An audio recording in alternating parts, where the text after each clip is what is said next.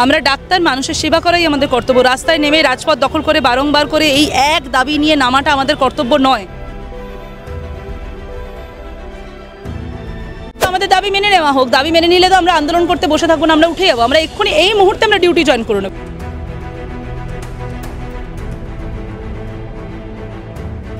ধর্ষণকে যতদিন অবধি সামান্য দুর্ঘটনা হিসেবে ট্রিট করা হবে, যতদিন না ধর্ষকদেরকে দৃষ্টান্তমূলক শাস্তি দেওয়া হবে, এক্সাম্পলারি পানিশমেন্ট দেওয়া হবে, যতদিন অবধি ধর্ষককে কভার আপ করতে ব্যস্ত থাকবে প্রশাসন, ততদিন অবধি এরকম ঘটনা ঘটতেই থাকবে। দিদি, আমরা দেখেছি লাগাতার আন্দোলন, অবস্থান, অবশেষে ধর্মতলায় অবস্থান, কিন্তু পুলিশের তরফ থেকে এখনো অনুমতি পাওয়া গেল না। আপনাদের সকালে যে মেল করা হয়েছিল সেই মেলের উত্তর এলেও অনুমতি দেওয়া হচ্ছে না। কীভাবে দেখছেন? এটুকুই বলার যে আমাদের এই যে আন্দোলন, আমরা কিন্তু বারবার করে বলেছিলাম যে আমাদের 10 দফা দাবি মেনে নিলে আমরা আন্দোলন কমপ্লিটলি তুলে নেব, এবং আমরা যেভাবে ডিউটি, আমরা সিজ ওয়ার্ক কালকে তুলে নিয়েছি, যেভাবে আমরা ফুল ফ্লেজের ডিউটিতে ফিরে যাব। আমরা ডাক্তার, মানুষের সেবা করাই আমাদের কর্তব্য। রাস্তায় নেমে রাজপথ দখল করে বারংবার করে এই এক দাবি নিয়ে নামাটা আমাদের কর্তব্য নয়, কিন্তু তারপরেও আমাদেরকে বাধ্য করা হচ্ছে। আমাদের 10 দফা দাবির 1 দফা দাবিও মেনে নেওয়া হয়নি, এবং আমরা যেটা বলেছিলাম 8:30 অবধি সময় দিয়েছি আমরা সরকারকে, যে তাদের তরফ থেকে যাতে কোনো রকম সদিচ্ছা প্রকাশ করা হয় আমাদের এই দাবি মেনে নেওয়ার ক্ষেত্রে, কিন্তু সেরকমও আমরা দেখেছি কোনো রকম সদর্থক কোনো রকম সদিচ্ছা আমাদেরকে জানানো হয়নি। উল্টে আমাদেরকে পুলিশ প্রশাসন যেমন আজকে মেল করেছেন, যেটা আপনি বলছেন, যে আন্দোলন তুলে নেওয়ার জন্য, তো আন্দোলন তুলে নেওয়ার জন্য তারা এতটা সচেষ্ট প্রশাসন, এইটা যদি আমাদের দাবি মেনে নেওয়ার ক্ষেত্রে এতটা সচেষ্ট হতো, তাহলে বোধহয় আমাদের আন্দোলনে বা অনশনে কোনোটাতেই নামতে হতো না। তো এইটুকুই বলার যে আন্দোলন আমরা তুলব না, আন্দোলন আরও তীব্রতর হবে। যতক্ষণ না আমাদের দাবি মেনে নেওয়া হবে, আমরা রাজপথ দখল করে রাখবো।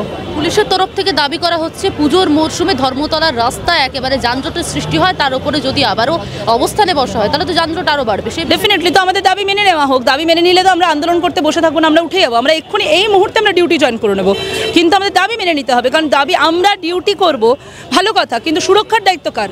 আমাদের সুরক্ষার গ্যারান্টিটা কে নেবে? কারণ এই তো আমরা আন্দোলনরত অবস্থায় যখন ছিলাম, সেই অবস্থাতেই দেখা গেছে ডাক্তারের উপরে সাগর দত্তের নিগ্রহ হয়েছে। তাহলে আমাদের সুরক্ষার দায়িত্ব কার? সিসিটিভি ক্যামেরা সেটা পর্যাপ্ত পরিমাণে নেই। অভয়ার যে আজকে গণধর্ষণ এবং যে পাশবিক খুন হয়েছে, সেটা যে সেমিনার রুমে হয়েছে, সেই সেমিনার রুমে সিসিটিভি নেই। সিসিটিভি ফুটেজ থাকলে আজকে ডেফিনেটলি অপরাধীকে ধরা অনেকটা ইজি হতো, বা এরকম ক্রাইম হতো হতোই না।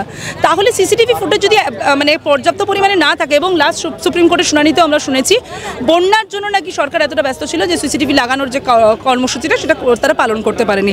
তাহলে আমরা ডিউটিতে কী করে ফিরবো?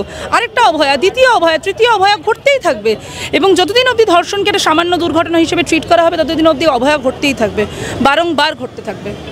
বিভিন্ন মেডিকেল কলেজগুলিতে আমরা দেখছিলাম অবস্থান মঞ্চ, আন্দোলন চলছিল, তারা ছিলেন, কিন্তু সেই জায়গায় দাঁড়িয়ে ধর্মতলার যে জায়গাটা বেছে নেওয়া হল, এটা কি প্রশাসনের আরও দৃষ্টি আকর্ষণ করার সিদ্ধান্ত? না, আমাদের এটাই বক্তব্য যে ধর্মতলা একটা প্রাইম এরিয়া, এবং আমরা এখানে অবস্থানটা এই কারণেই করতে চাইছি কারণ যেহেতু এটা প্রাইম এরিয়া, এটা ডেফিনেটলি একটা সবার আসা যাওয়ার ক্ষেত্রে অনেকটা সুবিধে। এবং যেটা বারবার বক্তব্য আমাদের, ধর্মতলাতে আমরা প্রথম থেকেই কর্মসূচিটা রেখেছিলাম যে ধর্মতলাতে করব, তার কারণ এটা একটা এমনই প্রাইম লোকেশন যেখানে মানুষের নজর কাড়ে। প্রশাসনের রাহু দৃষ্টি আকর্ষণের জন্য না, মানুষের সুবিধার্থে করা এটা।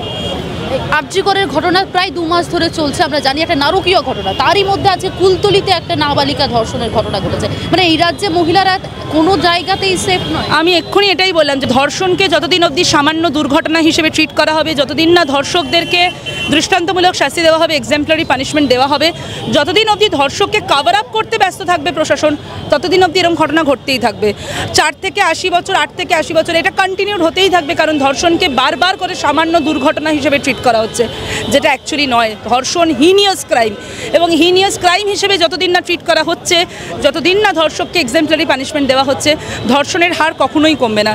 সেটা অভয়া বলে না, সেটা নির্ভয়া বলে না, সেটা কুলতলি বলে না, হাতরাস বলে না, সেটা ঘটতেই থাকবে।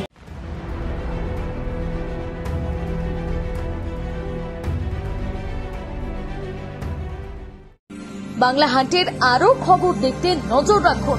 বাংলা খবর মানেই বাংলা হান্ট।